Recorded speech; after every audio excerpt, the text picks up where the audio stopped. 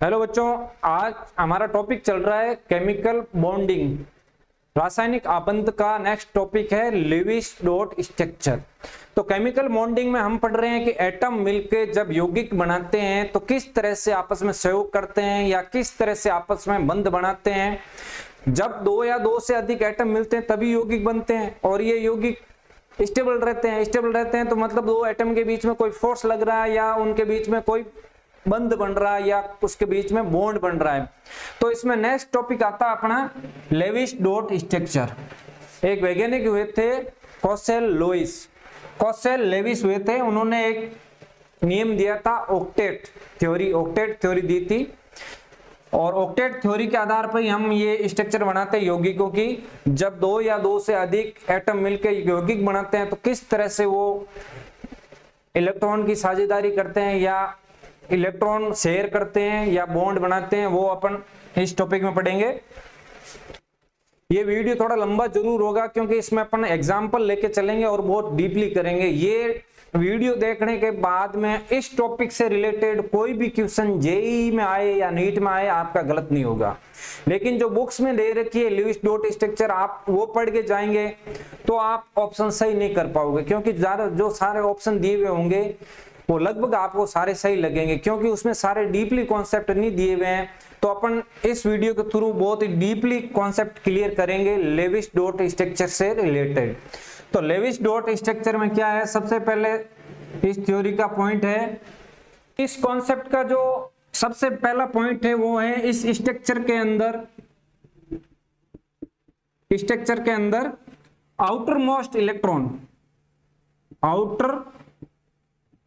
Most shell में उपस्थित electron ही participate करते हैं, जिसको वैलेंस इलेक्ट्रॉन बोलते हैं। Valence electron. तो इस स्ट्रक्चर के अंदर वैलेंस इलेक्ट्रॉन, जो एटम का वैलेंस इलेक्ट्रॉन है, वो पार्टिसिपेट करते हैं।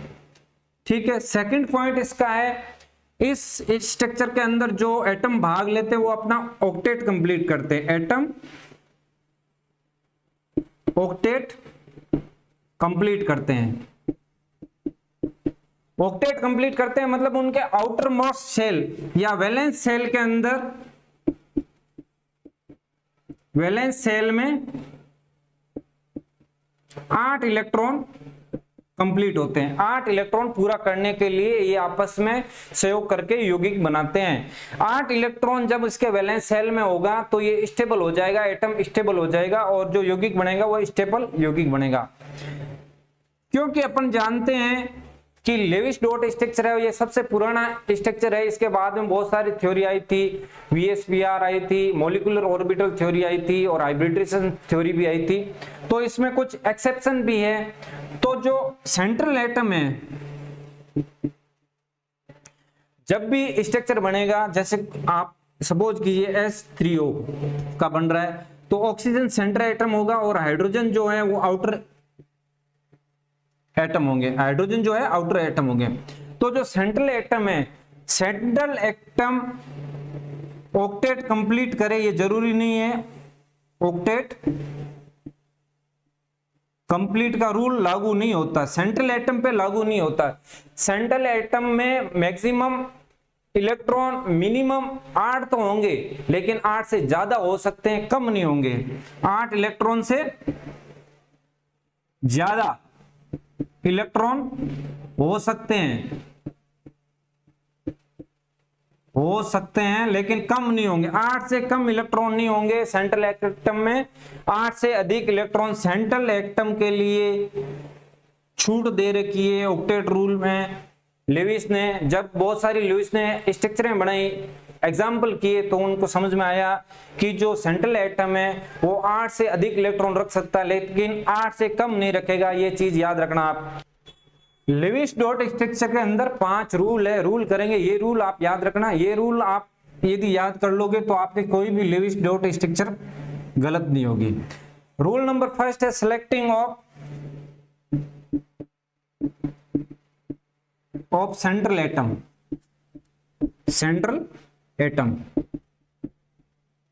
सेंट्रल एटम को अपन आगे Ca के रूप में लिखेंगे, शॉर्ट फॉर्म में Ca। तो समझ लेना सेंट्रल एटम की बात हो रही है जहां Ca लिखा हुआ हो।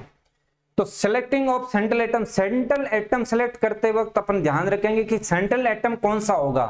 तो सेंट्रल एटम वो होगा जिसका लीस्ट नंबर हो, लीस्ट नंबर।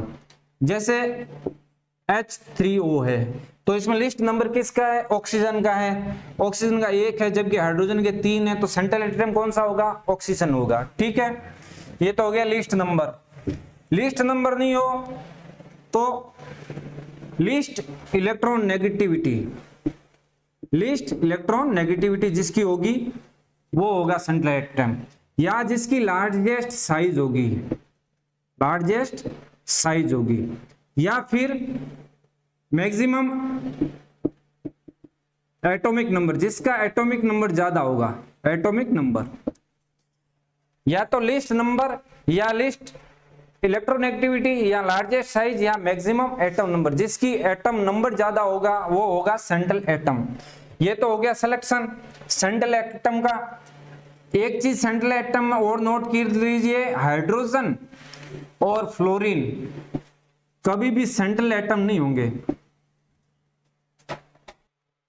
हाइड्रोजन और fluorine can never central atom.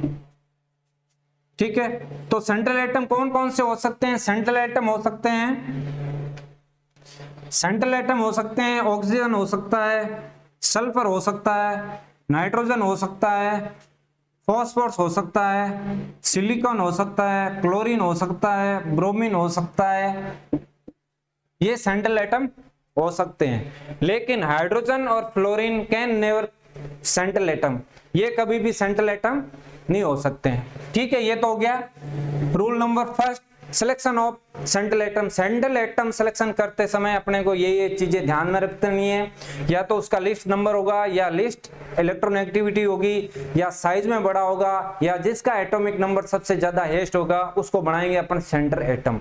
और हाइड्रोजन और फ्लोरीन को कभी भी सेंट्रल एटम नहीं बनाएंगे।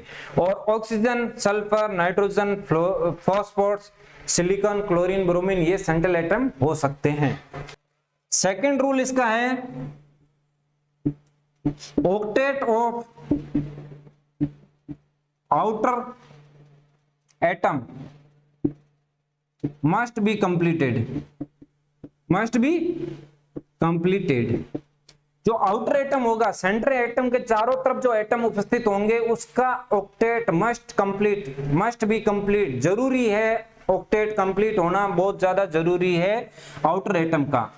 लेकिन हाइड्रोजन के केस के अंदर ऑक्टेट कंप्लीट नहीं होगा, डुप्लेट होगा, मतलब 2 इलेक्ट्रॉन, हाइड्रोजन 2 इलेक्ट्रॉन लेके सेटिस्फाई हो जाता है, 2 इलेक्ट्रॉन हो जाता है जब इसके आउटर ऑर्बिट के अंदर, तो ये स्टेबल हो जाता है। हाइड्रोजन के केस के अंदर डुप्लेट होगा, बाकी के अंदर ऑक्टेट होगा। रूल नंबर थर्ड क्या है, सेंट्रल एटम या तो ऑक्टेट कंप्लीट करेगा, ऑक्टेट, या मोर देन 8 इलेक्ट्रॉन हो सकते हैं, more than 8 electron. Central atom के केस के अंदर या तो वो ऑक्टेट कंप्लीट करेगा, 8 इलेक्ट्रॉन होंगे, या 8 से ज्यादा इलेक्ट्रॉन हो सकते हैं, लेकिन 8 से कम इलेक्ट्रॉन कभी भी सेंट्रल एटम एक्सेप्ट नहीं करेगा। ये चीज है। फोर्थ रूल है जो इसका बहुत इंपॉर्टेंट है, वो है central atom tries to remain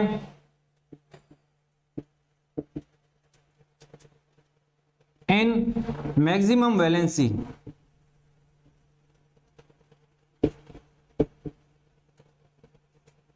मतलब जो सेंट्रल एटम है वो अपनी मैक्सिमम वैलेंसी शो करेगा। हर एक एटम की अपनी अपनी मैक्सिमम वैलेंसी होती है, जैसे कार्बन की 4 होती है, कार्बन मैक्सिमम 4 शो करता है, ऑक्सीजन 2, सल्फर 6, नाइट्रोजन 4 शो करता है। नाइट्रोजन कभी भी 5 पेंटावेलेंट वैलेंसी शो नहीं करता, कभी भी ध्यान रखना, नाइट्रोजन 4 ही शो करेगा, पेंटावेलेंट नहीं होगा। फॉस्फेट 5 शो करता है। तो इसमें देख लीजिए ऑक्सीजन 2 कर रहा है, सल्फर सल्फर 6 शो करता है, nitrogen 4, phosphorus 5, carbon 4, silicon 4, chlorine 7, chlorine की सबसे ज्यादा होती है 7। तो ये इसकी मैक्सिमम वैलेंसी है, इससे कम भी शो कर सकता है। कौन सी वैलेंसी ये शो कर सकता है वो देख। ऑक्सीजन की 2 है तो ये 1 और 2 दोनों शो कर सकता है, ठीक है। सल्फर की 6 है तो सल्फर 2, 4, 6 तीनों शो कर सकता है, 2 शो कर सकता है, 4 शो कर सकता है, 6 शो कर सकता है।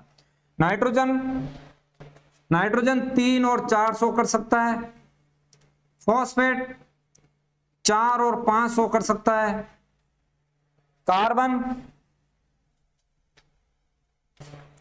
कार्बन हमेशा 4 शो करेगा, सिलिकॉन हमेशा 4 शो करेगा, क्लोरीन 1, 3, 5, 7 शो कर सकता है। ये इनकी वैलेंसी है, एक बार याद कर लीजिए। ऑक्सीजन की 2 है, सल्फर की 6 है, नाइट्रोजन की 4 है, फॉस्फोरस की 5 है, कार्बन की 4 है, सिलिकॉन की 4 है, क्लोरीन की 7 है। और ये वैलेंसी शो कर सकता है। ये तो इसकी मैक्सिमम वैलेंसी, इससे ज्यादा नहीं होगी, लेकिन ये वाली भी शो कर सकता है, ठीक है। ये आगे काम आएगा जब अपन लुईस डॉट स्ट्रक्चर बनाएंगे, तो ये मोस्ट इंपोर्टेंट रूल है। 4 रूल ये नोट डाउन कर लीजिए, उसके बाद आगे चलते हैं 5वें रूल की ओर। फॉस्फोरस मैक्सिमम 5 होती है, 3 और 5 शो कर सकता है, कार्बन 4 शो करेगा, सिलिकॉन 4 शो करेगा, क्लोरीन 3, 5, 7 शो कर सकता है। आगे यहां तक समझ, ये हो गए अपने 4 रूल लुईस डॉट स्ट्रक्चर से रिलेटेड। 5वां रूल की ओर आगे बढ़ते हैं, ये नोट डाउन कर लीजिए एक बार। नेक्स्ट रूल है 5 number, if positive charge is there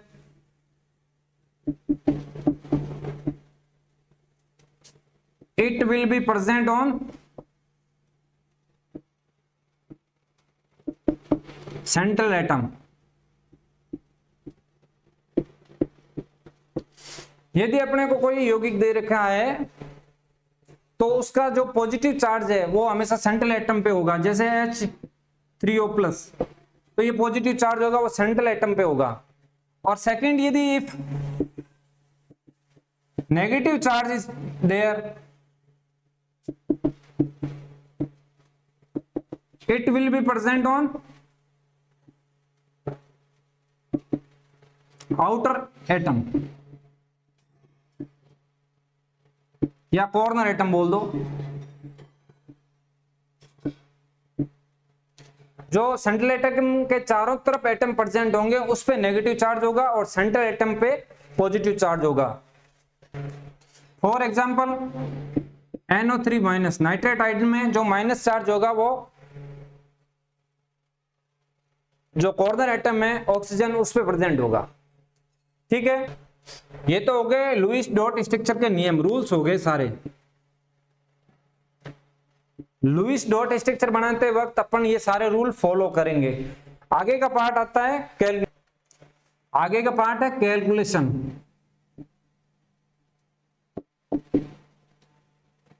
calculation में सबसे पहले अपन निकालेंगे टोटल नंबर ऑफ इलेक्ट्रॉन, जिसको क्यू बोलते हैं, total number of electron.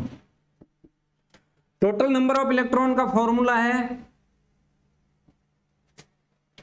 Number of valence electron of individual atom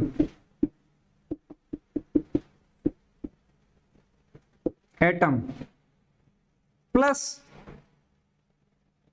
negative charge minus positive charge. अब इसका मीनिंग क्या हुआ, minus negative plus negative charge और माइनस पॉजिटिव चार्ज। यदि अपने के अंदर अपने को कोई कंपाउंड दे रखा है उसके ऊपर नेगेटिव चार्ज है, तो नेगेटिव चार्ज है तो जितना नेगेटिव चार्ज है वो उसमें प्लस कर देंगे, और यदि पॉजिटिव चार्ज है जो कंपाउंड दे रखा तो वो अपन उसमें से टोटल नंबर ऑफ इलेक्ट्रॉन में से माइनस कर देंगे। ये चीज ध्यान रखना। तो फर्स्ट चीज आ गई total number of electron. Second bond pair, second आएगा बॉन्ड पेयर इलेक्ट्रॉन।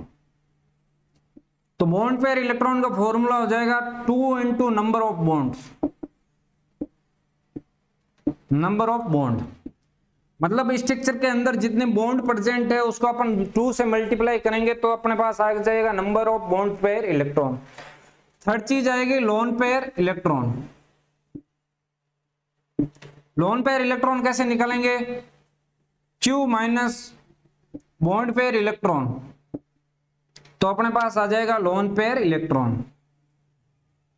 तो अपने पास जो लोन पेयर इलेक्ट्रॉन आएगा वो कहां काम आएगा? या तो लोन पेयर के रूप में आएगा, एज इट इज अपन लोन पेयर के रूप में ऑक्टेट कंप्लीट करने के लिए lone pair electron as it is lone pair के रूप में काम ले लेंगे, या उससे बनाएंगे अपन डबल बॉन्ड, या उससे बनाएंगे अपन ट्रिपल बॉन्ड। ऑक्टेट कंप्लीट करने या वैलेंसी सेंट्रल एटम की वैलेंसी कंप्लीट करने के लिए अपन या डबल बॉन्ड बनाएंगे या ट्रिपल बॉन्ड बनाएंगे लोन पेयर से, या अपन lone pair as it is काम लेंगे ऑक्टेट कंप्लीट करने के लिए सेंट्रल एटम का या आउटर मोस्ट एटम का या कॉर्नर एटम का। तो ये 3 चीज नोट कर लीजिए, ये सभी जगह काम आएंगे ना। Total number of electron, bond pair electron और लोन पेयर इलेक्ट्रॉन्स, जितनी भी अपन स्ट्रक्चर बनाएंगे या एग्जांपल लेंगे उस सब में ये कैलकुलेशन करके देखेंगे और इसके हिसाब से अपन स्ट्रक्चर बनाएंगे। तो एक बार नोट डाउन कर लीजिए, वीडियो पॉज करके अपन आगे बढ़ते हैं एग्जांपल की ओर। तो सबसे पहले अपन एग्जांपल लेते हैं हाइड्रोजन एटम का, हाइड्रोजन मॉलिक्यूल का ले लेते हैं, हाइड्रोजन गैस का ले लेते हैं, इसकी लुईस डॉट स्ट्रक्चर बनाते हैं। तो इसमें सबसे पहले अपन Q निकालेंगे। Q क्या है? Number of valence electron of individual. तो एक हाइड्रोजन एटम में कितने इलेक्ट्रॉन होता है? 1 होता है, तो 2 में 2 हो गए, तो टोटल नंबर ऑफ इलेक्ट्रॉन कितने हो गए? 2। बॉन्ड पेयर इलेक्ट्रॉन, तो हाइड्रोजन लिख लिया, ये हाइड्रोजन और ये हाइड्रोजन, एक बॉन्ड लगा के ये लिख लिया। अब इसके बीच में कितना बॉन्ड है? 1 है, तो बॉन्ड पेयर इलेक्ट्रॉन क्या है? 2 into bond, number of bond 1, तो ये कितने हो गए? 2। अब अपन लोन पेयर इलेक्ट्रॉन निकालेंगे। तो लोन पेयर इलेक्ट्रॉन के लिए क्या फॉर्मूला है? Q minus bond pair electron, Q minus bond pair electron, तो 2 माइनस 2, तो लोन पेयर इलेक्ट्रॉन क्या है? 0, इसमें लोन पेयर इलेक्ट्रॉन नहीं है। तो ये हो गई लुईस डॉट स्ट्रक्चर, हो गई किसकी? हाइड्रोजन मॉलिक्यूल्स की। सिंपल से सिंपल ये है, इससे ज्यादा अपन आगे जैसे जैसे बढ़ते जाएंगे कॉम्प्लेक्स लेते जाएंगे। सेकंड अपन ले लेते हैं O2 का। O2 का, तो O2 का इलेक्ट्रॉनिक कॉन्फ़िगरेशन क्या होता है? 2 6, तो वैलेंस इलेक्ट्रॉन क्या हो गए? 6, तो नंबर ऑफ टोटल इलेक्ट्रॉन कितने हो गए? 6 इंटू 2 12 हो गए। नंबर ऑफ टोटल इलेक्ट्रॉन कितने हो गए? 12। Bond pair electron, bond pair electron निकालने के लिए सबसे पहले अपने को बॉन्ड बनाना पड़ेगा। 2 ऑक्सीजन है, इसके अंदर एक बॉन्ड बना दिया अपन ने, तो ये कितना हो गए? Bond pair electron, number of bond into 2, ये हो गए 2। Number of bond pair electron कितने हो गए? 2। अब अपन निकालेंगे loan pair electron. Loan pair electron निकालने के लिए Q minus bond pair electron, 12 minus 2, तो number of loan pair electron कितने आ गए? 10 आ गए। तो लोन पेयर इलेक्ट्रॉन का यूज कहां करते हैं अपन? या तो ऑक्टेट कंप्लीट करने के लिए as it is lone pair use करते हैं, या फिर बॉन्ड बनाते हैं, डबल बॉन्ड या ट्रिपल बॉन्ड बनाते हैं। तो यहाँ अपन लोन पेयर लगाएंगे। ये ऑक्सीजन है, तो ऑक्सीजन के आउटर मोस्ट सेल के अंदर कितने इलेक्ट्रॉन हो गए? 1 और 2 हो गए।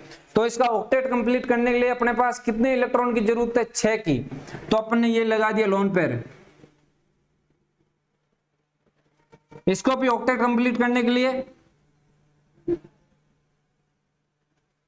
कितने हो गए? 1 2 3 4 5 6 7 8, 1 2 3 4 5 6 7 8, तो 8 इलेक्ट्रॉन ऑक्टेट कंप्लीट हो गया दोनों ऑक्सीजन का। तो ये अपनी लुईस डॉट स्ट्रक्चर कंप्लीट हो गई। और नंबर ऑफ लोन पेयर अपने पास कितने थे? अपने पास लोन पेयर इलेक्ट्रॉन कितने? 10 है, जबकि यहाँ जरूरत कितने की है? 12 की है। तो ये क्या करेगा? अपने पास 12 है नहीं, अपने पास 10 ही है। 1 2 3 4 5 6 7 8 9 10। तो ये क्या करेगा? ये वाले लोन पेयर इलेक्ट्रॉन है, ये हटा के यहाँ डबल बॉन्ड बना देगा। अब देखिए ऑक्टेट कंप्लीट हुआ कि नहीं हुआ। ऑक्सीजन में 1 2 3 4 5 6 7 8, 1 2 3 4 5 6 7 8। अब ये ऑक्टेट कंप्लीट हो गया। तो लोन पेयर ऑफ इलेक्ट्रॉन या तो ऑक्टेट कंप्लीट करने के काम आते हैं, या डबल बॉन्ड या ट्रिपल बॉन्ड बनाएंगे और ऑक्टेट कंप्लीट करेंगे। ये ऑक्सीजन की लुईस डॉट स्ट्रक्चर सही है, ठीक है, इसके बीच में डबल बॉन्ड पाया जाएगा। नेक्स्ट एग्जांपल अपन लेते हैं H3O पॉजिटिव। H3O पॉजिटिव, तो इसका क्यू निकालेंगे। क्यू निकालने के लिए हाइड्रोजन 3 × 1 प्लस ऑक्सीजन 6 और प्लस आयन आ रखा है, इसके ऊपर पॉजिटिव चार्ज आ रखा है, तो इसको क्या करेंगे -1 कर देंगे। ठीक है, तो ये कितना हो गया, नंबर ऑफ इलेक्ट्रॉन कितने हो गए, टोटल नंबर ऑफ इलेक्ट्रॉन 8 हो गए। अब अपन इसके स्ट्रक्चर लिखेंगे, लिस्ट नंबर किसका है, ऑक्सीजन का है, तो ऑक्सीजन को बनाएंगे सेंट्रल एटम और हाइड्रोजन को बनाएंगे कॉर्नर। अब बॉन्ड पेयर इलेक्ट्रॉन बॉन्ड कितने 3 है, तो 3 × 2 कितने हो गए 6। अब निकालेंगे लोन पेयर इलेक्ट्रॉन निकालेंगे तो Q minus bond pair electron 8 - 6, loan pair electron कितने हो गए 2। तो इसमें लोन पेयर इलेक्ट्रॉन कितने हो गए 2। अब अपन ऑक्टेट कंप्लीट करेंगे, तो हाइड्रोजन का तो डुप्लेट कंप्लीट है, जैसे 1 2 1 2 1 2। तो जो कॉर्नर एटम है हाइड्रोजन, उसका तो डुप्लेट कंप्लीट है। ऑक्सीजन का अपने को ऑक्टेट कंप्लीट करना है, तो क्या है, ऑक्सीजन के पास क्या है 1 2 3 4 5 6 एटम है। तो ये 2 इलेक्ट्रॉन लोन पेयर के रूप में ऑक्सीजन पे प्रेजेंट होंगे। तो ये लोन पेयर यहां लग जाएगा और इसका ऑक्सीजन का ऑक्टेट कंप्लीट हो जाएगा। अब इसमें पॉजिटिव चार्ज है, तो अपन ने पढ़ा था पॉजिटिव चार्ज हमेशा सेंट्रल एटम पे होता है, तो ऑक्सीजन पे अपन ने पॉजिटिव चार्ज लगा देंगे। अब यदि कई केसेस के अंदर नेगेटिव चार्ज आ जाता है, एग्जांपल के अंदर अपन ने कोई कंपाउंड दे रखा है, उसके अंदर नेगेटिव चार्ज होता था, नेगेटिव चार्ज होता तो कॉर्नर एटम पे लगता। अब कॉर्नर एटम 1 2 3 है अपने पास, तो किसके ऊपर कॉर्नर पे नेगेटिव चार्ज लगेगा वो अपन अभी अगले एग्जांपल में करेंगे, और जिसको बोलते हैं फॉर्मल चार्ज। फॉर्मली चार्ज कहां प्रेजेंट होगा स्ट्रक्चर के अंदर, उसको निकालने के लिए फॉर्मल चार्ज का फॉर्मूला वो देखेंगे। फॉर्मल चार्ज निकालने से पहले अपन एक एग्जांपल और कर लेते हैं। अमोनियम आयन का पॉजिटिव चार्ज है, तो इसका क्यू निकालते हैं। सबसे पहले क्यू, नाइट्रोजन का वैलेंस इलेक्ट्रॉन कितना है 5, हाइड्रोजन की क्या है 4 × 1 प्लस 1 चार्ज है, तो इसको माइनस में 1 कर लेंगे। ठीक है, तो क्या कितना हो गया 9 - 1 8 हो गए। ठीक है, अब नाइट्रोजन ले लिया, हाइड्रोजन हाइड्रोजन हाइड्रोजन और हाइड्रोजन, 4 हाइड्रोजन आ गए 1 2 3 4। अब बॉन्ड पेयर इलेक्ट्रॉन कितने हो गए, बॉन्ड पेयर इलेक्ट्रॉन हो गए 4 × 2 8। अब लोन पेयर इलेक्ट्रॉन कितने होंगे, लोन पेयर इलेक्ट्रॉन के लिए Q minus bond pair electron 8 - 8 0। तो हाइड्रोजन का जो कॉर्नर एटम है उसका डुप्लेट कंप्लीट हो रहा है, देखो 1 2 1 2 1 2 1 2। नाइट्रोजन का क्या ऑक्टेट कंप्लीट हो रहा है 1 2 3 4 5 6 7 8 हो रहा है। तो ये स्ट्रक्चर हो गई नाइट्रेट आयन की, अमोनियम आयन की, और अमोनियम में पॉजिटिव चार्ज है, तो पॉजिटिव चार्ज हमेशा सेंट्रल एटम पे लगता है, नाइट्रोजन पे ये लग गया पॉजिटिव चार्ज, तो ये हो गई अमोनियम आयन की Lewis dot structure. Next example लेते हैं, पर नाइट्रेट आयन का लेते हैं। तो नाइट्रेट का क्यों निकालते हैं, तो नाइट्रोजन के वैलेंस शेल में कितने इलेक्ट्रॉन है 5, ऑक्सीजन के 6, माइनस में है तो प्लस 1 हो जाएगा, क्या हो जाएगा क्यू 5 + 18 + 1 24। तो टोटल नंबर ऑफ इलेक्ट्रॉन कितने हो गए 24। अब नाइट्रोजन ले लिया सेंट्रल एटम, ऑक्सीजन लगा दिए, हो गए। अब बॉन्ड पेयर इलेक्ट्रॉन निकालने के लिए बॉन्ड × 2 6, अब लोन पेयर इलेक्ट्रॉन 24 माइनस 6 कितने हो जाएंगे 18। तो लोन पेयर इलेक्ट्रॉन कितने हो गए अपने पास 18 हो गए। तो सबसे पहले अपने को क्या करना है, जो आउटर एटम है उसके ऑक्टेट कंप्लीट करने हैं। आउटर एटम के ऑक्टेट कंप्लीट करने के लिए क्या लेंगे, जैसे ऑक्सीजन के यहाँ 2 है तो इसको 6 और चाहिए, 2 तो 4 2 6, इसको भी 6 चाहिए, इसको भी 6 चाहिए। अपने पास 18 लोन पेयर इलेक्ट्रॉन थे, 18 के 18 काम आ गए, 1 2 3 4 5 6 7 8 9 10 11 12 13 14 15 16 17 18। ठीक है, अब ये अपने पास ऑक्टेट तो आउटर एटम का कंप्लीट हो गया, लेकिन नाइट्रोजन की वैलेंसी कंप्लीट नहीं हुई। नाइट्रोजन की वैलेंसी कितनी, मिनिमम 4 होनी चाहिए। तो ये अपनी 4 वैलेंसी पूरी करने के लिए इस लोन पेयर को बॉन्ड के रूप में काम लेगा, ये बॉन्ड बना देगा। तो अब नाइट्रोजन की वैलेंसी कंप्लीट, और नाइट्रोजन का ऑक्टेट देख लीजिए 1 2 3 4 5 6 7 8। ऑक्टेट भी नाइट्रोजन का कंप्लीट है और वैलेंसी भी कंप्लीट है और ऑक्सीजन के ऑक्टेट भी कंप्लीट है। अब समस्या आती है अपने पास, चार्ज कहां लगाएं, चार्ज यहां पे लगाएं, माइनस यहां पे लगाएं या यहां पे लगाएं। तो चार्ज डिसाइड करने के लिए किसी भी स्ट्रक्चर के अंदर चार्ज डिसाइड करने के लिए अपन एक फॉर्मूला देखेंगे जिसको बोलते हैं फॉर्मल चार्ज। फॉर्मल चार्ज, तो फॉर्मल चार्ज का फॉर्मूला है valence electron minus loan pair electron minus bond pair electron divide by 2। ये इंडिविजुअल एटम का है, इंडिविजुअल एटम के अंदर अपन फॉर्मल चार्ज निकालेंगे। तो अपन अपने पास एटम कौन से 1 नंबर ये एटम हो गया, 2 नंबर ये एटम हो गया, 3 नंबर ये एटम हो गया, 4 नंबर ये एटम हो गया। तो अपन 1 नंबर एटम का फॉर्मल चार्ज निकालेंगे। 1 नंबर एटम का फॉर्मल चार्ज निकालने के लिए वैलेंस इलेक्ट्रॉन कितने हो गए 6, bond pair lone pair electron कितने हैं 1 2 3 4 6 minus 4 minus bond pair electron कितने 1 2 3 4 4 डिवाइड बाय 2, तो ये कितना हो जाएगा 0। तो इस पे चार्ज क्या होगा, इस पे फॉर्मल चार्ज हो जाएगा 0। ठीक है, अब 2 नंबर एटम का निकालते हैं। 2 नंबर एटम का फॉर्मल चार्ज निकालने के लिए वैलेंस इलेक्ट्रॉन ऑक्सीजन के कितने 6। ठीक है, अब लोन पेयर इलेक्ट्रॉन के पास कितने हैं 1 2 3 4 5 6 माइनस बॉन्ड पेयर इलेक्ट्रॉन 1 2, तो 2 डिवाइड बाय 2, तो इसके पास क्या -1, तो इस पे फॉर्मल चार्ज आ रहा है -1, तो इस पे अपन -1 लगाएंगे। ये हो गया -1। इसकी और इसकी स्ट्रक्चर सेम है, 4 नंबर एटम की और इसकी स्ट्रक्चर सेम है, तो इस पे भी माइनस चार्ज आएगा। अब आप बोलोगे इस पे माइनस आ गया, इस पे माइनस आ गया, तो -2 हो गया, जबकि अपन ने स्ट्रक्चर के अंदर -1 दे रखा। तो अपन नाइट्रोजन का चार्ज निकालते हैं, फॉर्मल चार्ज। नाइट्रोजन का फॉर्मल चार्ज निकालने के लिए नाइट्रोजन पे वैलेंस इलेक्ट्रॉन कितने 5 है, माइनस लोन पेयर इलेक्ट्रॉन 0 है, bond pair electron divide by 2, bond pair electron कितने 1 2 3 4 5 6 7 8 8 डिवाइड बाय 4। ठीक है, तो ये आ जाएगा +1। तो नाइट्रोजन पे चार्ज कितना आ जाएगा +1। तो ये +1 और -2 ओवरऑल कंपाउंड पे कितना चार्ज हो जाएगा, ओवरऑल कंपाउंड पे चार्ज हो जाएगा -1, क्योंकि ये प्लस ये इस माइनस को खा जाएगा, इस पे 0 चार्ज है तो ये माइनस रह जाएगा, तो नाइट्रेट आयन पे -1 चार्ज हो जाएगा। नेक्स्ट एग्जांपल और करते हैं अपन।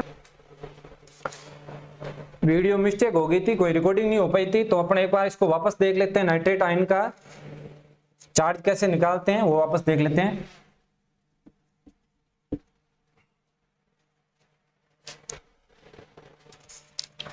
तो नाइट्रेट की सबसे पहले अपन स्ट्रक्चर बनाएंगे। नाइट्रोजन को ले लेंगे सेंटर एटम और ऑक्सीजन को ले लेंगे आउटर एटम के रूप में। ये अपने पास आ जाएगा ऑक्सीजन आउटर एटम के रूप में। तो इसके ऊपर क्यू चार्ज कितना है, चार्ज इसके अंदर है 24।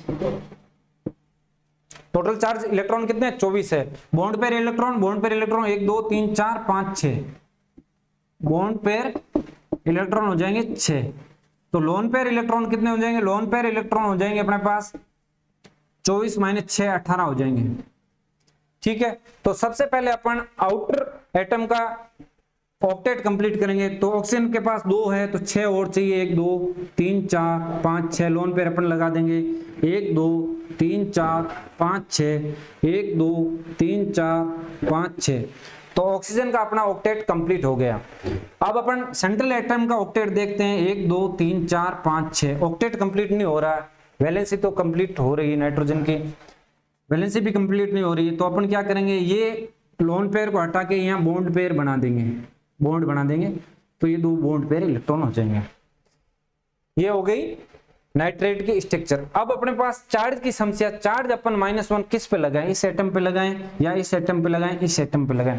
पॉजिटिव चार्ज होता तो पॉजिटिव चार्ज अपन सेंट्रल एटम पे लगा देते हैं, लेकिन नेगेटिव चार्ज आउटर एटम पे लगेगा। तो आउटर एटम अपने पास 3 है, 1 2 3।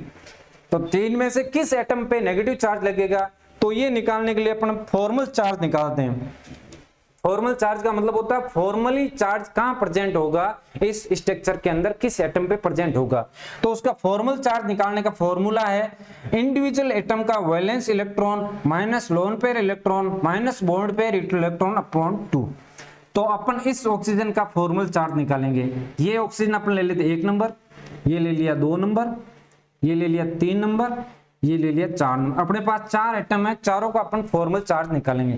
तो 1 नंबर इलेक्ट्रॉन का, 1 नंबर एटम का अपन फॉर्मल चार्ज निकालते हैं। तो वैलेंस इलेक्ट्रॉन ऑक्सीजन के कितने हैं, 6, माइनस लोन पेयर इलेक्ट्रॉन कितने हैं इसके पास, 4, minus bond pair electron upon 2। Bond pair electron कितने, 1 2 3 4, 4 डिवाइड बाय 2। ठीक है, तो इस पे चार्ज क्या आ जाएगा, ओवरऑल चार्ज आ गया 0। तो इस पे चार्ज 0 है, इस पे पॉजिटिव नेगेटिव नहीं आएगा, इस पे नेगेटिव नहीं आएगा। अब अपन 2 नंबर एटम का निकालते हैं। 2 नंबर एटम का फॉर्मल चार्ज निकालने के लिए वैलेंस इलेक्ट्रॉन ऑक्सीजन का 6, अब loan pair electron 1 2 3 4 5 6, bond pair electron 1 2, तो इस पे चार्ज आ रहा है -1। तो इस पे अपन -1 लगा देंगे, ये -1 चार्ज आ रहा है, माइनस लगा देंगे। ये और ये एटम सेम है, तो इस पे भी माइनस चार्ज आएगा।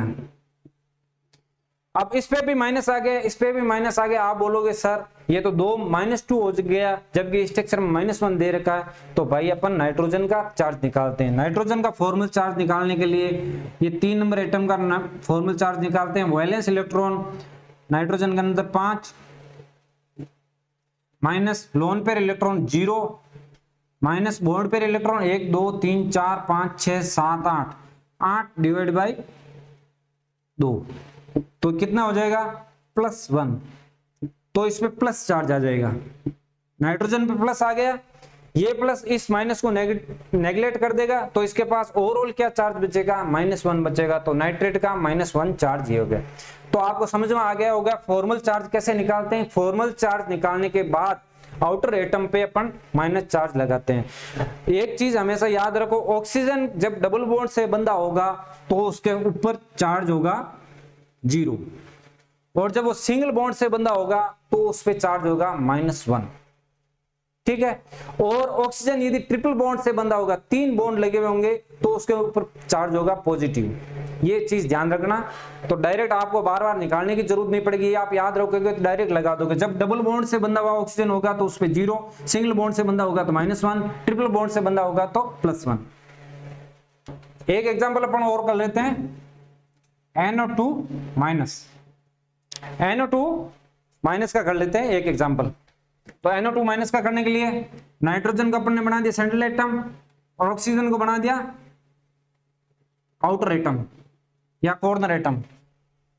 ठीक है, अब इस पे Q निकालते हैं, charge electron number, total number of electron निकालते हैं। तो नाइट्रोजन का 5 + 6 × 2 -1 है तो +1 हो जाएगा।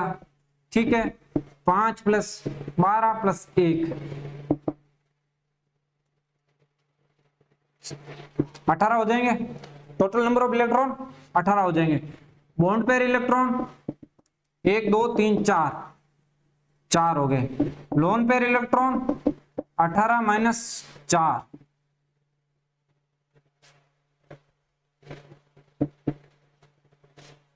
14।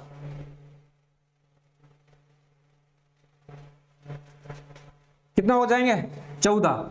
तो अपन सबसे पहले कॉर्नर एटम का ऑक्टेट कंप्लीट करेंगे। कॉर्नर एटम का ऑक्टेट कंप्लीट करने के लिए ऑक्सीजन का 1 2 तो है, 3 4 5 6 7 8 ऑक्टेट हो गया कंप्लीट। अब इसका करेंगे 1 2 3 4 5 6 7 8। बॉन्ड का मतलब होता है उसके पास 2 इलेक्ट्रॉन है, ठीक है। अब इसका ऑक्टेट कंप्लीट हो गया, 6 और 6 12, 2 लोन पेयर अपने पास और बचे हैं, 2 लोन पेयर अपने यहां लगा दिए, ठीक है।